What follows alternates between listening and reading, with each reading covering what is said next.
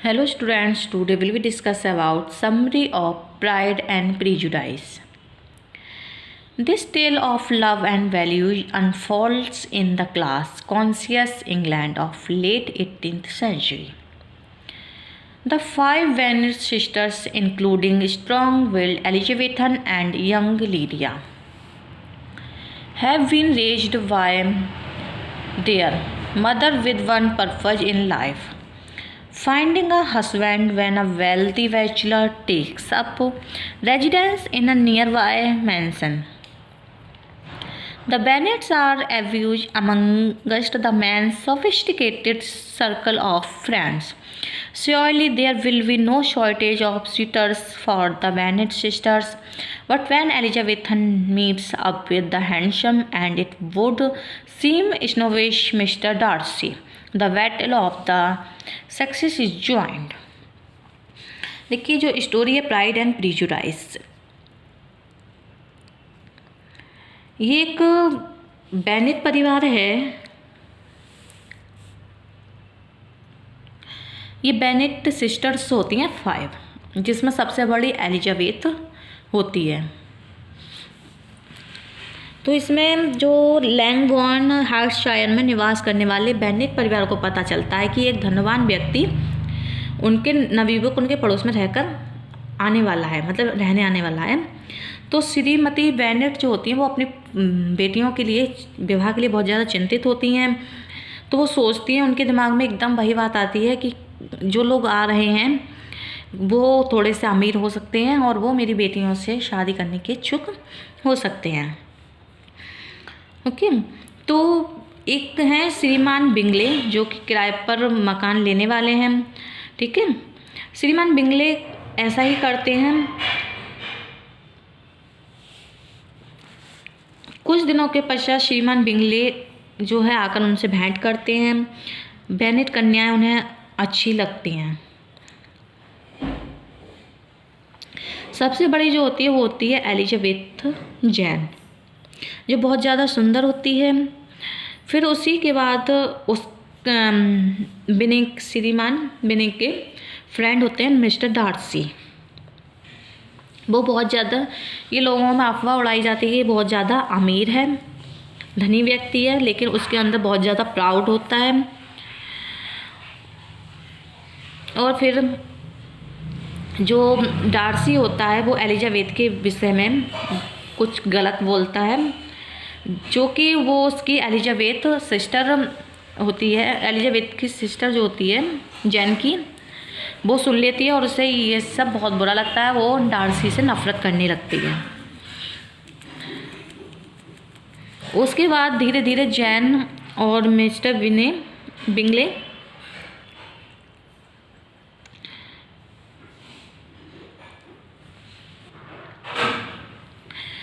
जो mister Bingley होते हैं वो जैन के प्रति अट्रैक्शन हो जाता है उनका, और जैन को भी उनके प्रति अट्रैक्शन हो जाता है। और फिर दोनों धीरे धीरे इस तरीके से ऐसा होता है कि दोनों मिलने जुलने लगते हैं। बाद में मिस्टर जो है बिंगले वो कहीं अचानक गायब हो जाते हैं और जैन बहुत ज़्यादा परेशान हो जाती है। बाद में उसको पता लगता है कि डार्सी ने उसको भड़का दिया, इसलिए वो सब कुछ छोड़कर यहाँ से चले गए हैं। ठीक है, डार्सी जो है बिंगले को ढूंढने के लिए, एलिजाबेथ बिंगले को ढूंढने के लिए वहाँ पर कहीं जाती है। एलिजाबेथ बहुत ज़्यादा परेशान हो जाती है कि इस तरीके से मिस्टर बिंगले अचानक से कहाँ चले गए। फिर इसमें एक है श्रीमान कॉलिंस, जो कि एलिजाबेथ को प्रपोजल भेजते हैं मैरिज का, लेकिन एलिजाबेथ इस चीज़ से मना कर देती है। ओके, फिर वो और ज़्यादा उसको फोर्स करते हैं, लेकिन इस चीज़ को उसकी जो माँ होती है वो अपनी बेटी का समर्थन करती है और वो भी इस विवाह को अस्वीकार कर देती है। फिर क्या होता है, एक दिन वो क्रिसमस के अवसर पर जैन अपने मामा के यहाँ चली जाती है लंदन में। फिर जो एलिजाबेथ है वो डार्सी के अभी भी विरुद्ध है।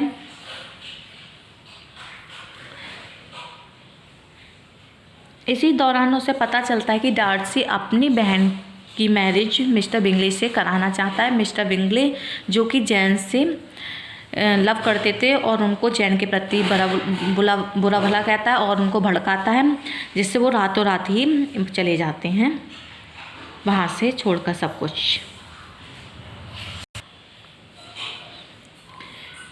The estate of Mr. Bennet is entitled to a male nephew. It must pass to a male heir and his daughters cannot interest his properly. The Reverend Collinus is the nephew and he comes to visit Langford. He wishes to marry one of the Bennet girls as he was heard of their beauty and had been advised by his patrons, Lady Catherine Devereux, to obtain a wife. He proves to be a shallow, materialistic man made ridiculous by the pompous manners and his exaggerated praise of Lady Catherine.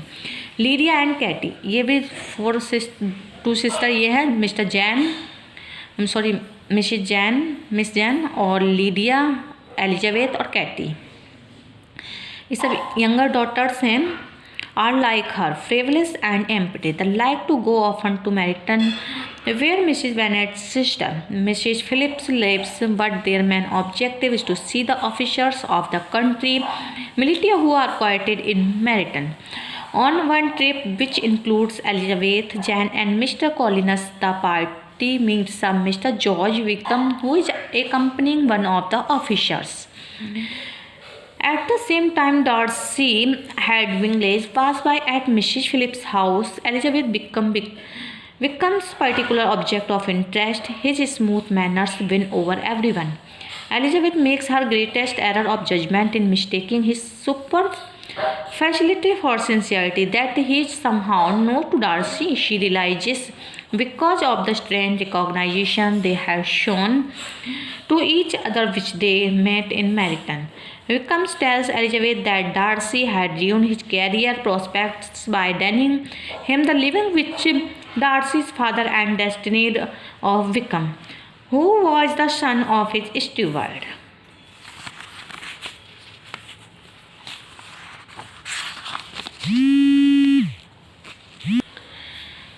जब Elizabeth बाहर होती है तभी उसे अचानक समाचार मिलता है कि लीडिया बिना माँ बाप की अनुमति के बिना विक्रम के साथ चुपचाप भाग गई है।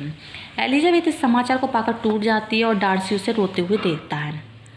एलिजाबेथ जो उसे ज्ञात हुआ था वह सब कुछ उसको बता देती है क्योंकि वो बहुत ज़्यादा दुखी होती है। डार्सी तुरंत वहाँ से चला जाता है। एलिजाबेथ जिसके हृदय में अब डार्सी के लिए कृतज्ञता व सम्मान था, सोचा था कि वह डार्सी के साथ वैवाहिक संबंध अब संभव था, परंतु अब उसे लगने लगा था कि अब वह असंभव है। घर लौटने पर उसने पाया कि उसकी मां ने अपने को घबराहट की स्थिति में कमरे में बंद कर लिया है।